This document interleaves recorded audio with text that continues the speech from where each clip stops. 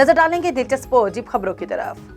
America की New York university लैंगवान health और दीगर इदारों की तहकीक में कहा गया है कि 21वीं सदी में मौत की वो तारीफ नहीं थी जो 100 साल पहले थी। मीडिया रिपोर्ट्स के मुताबिक मुहक्किकीन ने कहा कि CPR टेक्नोलॉजी या तरीके बेहतर होने से साबित होता है कि मौत एक हतमी कैफियत नहीं बल्कि कुछ अफराद में इसको मुमकिन तौर पर रिवर्स भी किया जा सकता है। उन्होंने कहा कि शवाहिद से अंदिया मिलता है कि जिस्मानी और जहनी अफ़ाल मौत के वक्त रुक नहीं जाते, बल्कि ये साबित हो चुका है कि मौत के वक्त दिल का थम जाने से दिमागी खलियात को नाकाबिल तिलाफी नुकसान नहीं पहुंचता, बल्कि उनके मरने में कई घंटे या दिन लग सकते हैं। उन्होंने कहा कि अगरचे तहकीकी रिपोर्ट्स में मौत के मुंह में वापस आने वाले अफराद के तजुर्बात को साबित नहीं किया जा सका, मगर उनको मुस्तरद भी नहीं किया गया।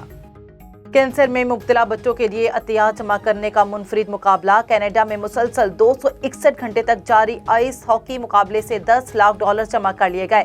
इंडोर आइस हॉकी के मैच में 40 खिलाड़ियों ने हिस्सा लिया, जिन्होंने मुसलसल 261 घंटे तक खेल जारी रखा और नया आलमी रिकॉर्ड बनाया। खेल का मकसद था कि बच्चों के इलाज के लिए अतिया जमा करना। मुकाबले की सारी रकम अल्बर्टा चिल्ड्रन अस्पताल फाउंडेशन को दी जाएगी।